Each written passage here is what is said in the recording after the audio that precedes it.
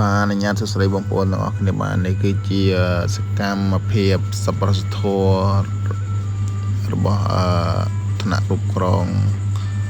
គ្រឹះស្ថានមីក្រូហិរញ្ញវត្ថុអមរិតនិងបុគ្គលិកគ្រប់ថ្នាក់នៅតំបន់កំពង់ចាមបាទព្រមទាំងបងប្អូនខាងមន្ត្រីរាជការកងរាជអាវុធហត្ថនិងទាហានហើយនិងលោកគ្រូអ្នកគ្រូសិស្សានុសិស្សនិងបងប្អូនសារព័ត៌មាននៅក្នុងខេត្តកំពង់ចាមបាទយើងមានកម្មវិធីសប្បុរសធម៌ដែលក្រោមពាក្យស្លោកផ្ដល់ឈាមផ្ដល់ជីវិតបាទអញ្ចឹងមានលោកប្រធានសាខានិងលោកប្រធានសាខានិងលោកស្រីប្រធាននិចបុគ្គលិកមន្ត្រីអន្តៀនបាទអញ្ចឹងយើងមកបរិច្ចាគឈាមដោយស្ម័គ្រចិត្តបាទដោយស្ម័គ្រចិត្តក្នុងគោលបំណងផ្ដល់ទៅមន្ទីរពេទ្យនិងជួយសង្គ្រោះអ្នកជំងឺនៅក្នុងមន្ទីរពេទ្យដែលកំពុងមានការខ្វះខាតឈាមយ៉ាងច្រើនបាទបាទនេះគឺជាក្រុមនិស្សិតបាទនិស្សិតសិស្សសានុសិស្សនៅក្នុងខេត្តកំពង់ចាមបាទអញ្ចឹងមានលោកគ្រូអ្នកគ្រូបាទនៅក្នុងតំបន់កំពង់ចាមមានបុគ្គលិកតាមសាខាដូចសាខាស្រុកពញាក្រែកសាខាមេមត់សាខាដំបែសាខាក្រុងសួងសាខាព្រៃឈរសាខាអូររងឪសាខាស្ទឹងត្រង់សាខារកាកោងសាខាចំណោះឲ្យតំបន់កំពង់ចាមបាទអញ្ចឹងសរុបជាង100នាក់បាទជាង100នាក់ស្មើនឹង100កផ្លោកបាទមានលោកស្រីនាងកញ្ញានិងលោកគ្រូអ្នកគ្រូជាមន្ត្រីធនធានមនុស្សតំណាងឲ្យគ្រឹះស្ថានមីក្រូហិរញ្ញវត្ថុអមរិតបាទអញ្ចឹងយើងមានការថតរូបបាទការថតរូបនិងតាមរយៈការបរិច្ចាគឈាមដែរគឺយើងមានផ្ដល់ជូនជាអាវបាទជាអាវនិងសម្ភារៈដូចជាក្រមាហើយនិងម៉ូបអាហារសម្រន់បាទអាហារសម្រន់អញ្ចឹងនីតិវិធីនៃការផ្ដល់ឈាមដែរគឺយើងសាកសួរតាមវិជ្ជាបញ្ជារបស់ខាងក្រសួងសុខាភិបាលបាទយើងមិនមែនចេះតែផ្ដល់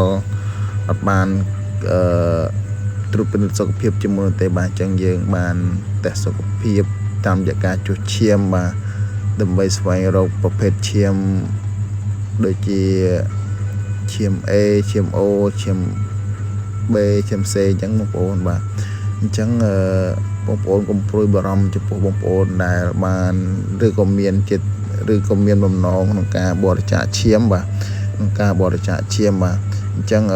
បើសិនជាបញ្ហាសុខភាពរបស់បងប្អូនមិនអំណោយផលខាងលោកគ្រូអ្នកគ្រូក៏មិនលើកទឹកចិត្តឲ្យបងប្អូនអស់លោកស្រីផ្ដល់ឈាមដែរបាទអញ្ចឹងគឺយើងមានការយកចិត្តទុកដាក់តាមរយៈលោកគ្រូពេទ្យជំនាញបាទលោកគ្រូពេទ្យជំនាញហើយនឹងគឺយើងមានមន្ត្រីជំនាញពីស្ថាប័នរបស់ខាងគ្រឹះស្ថានមីក្រូហិរញ្ញវត្ថុអមរិតបាទអញ្ចឹងយើងមាននៅក្នុងថ្ងៃដែរយើងមានលោកនាយកប្រធានសាខាខេត្តតំណាងឲ្យតំបន់កំពង់ចាមហើយនឹងលោក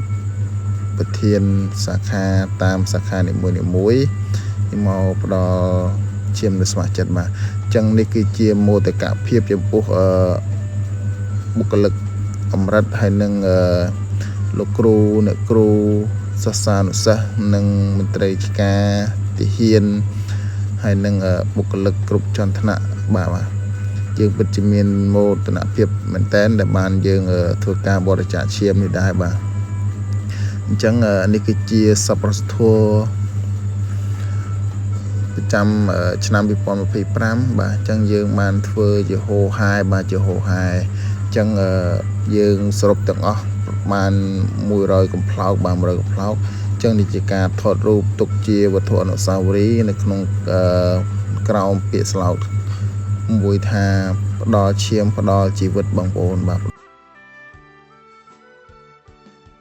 អញ្ ចឹងយើងសូមទស្សនាវីដេអូទាំងអស់គ្នាបាទសូមអរគុណ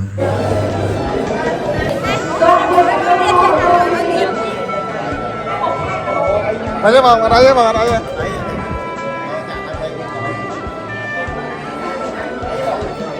Thôi cầm phay á,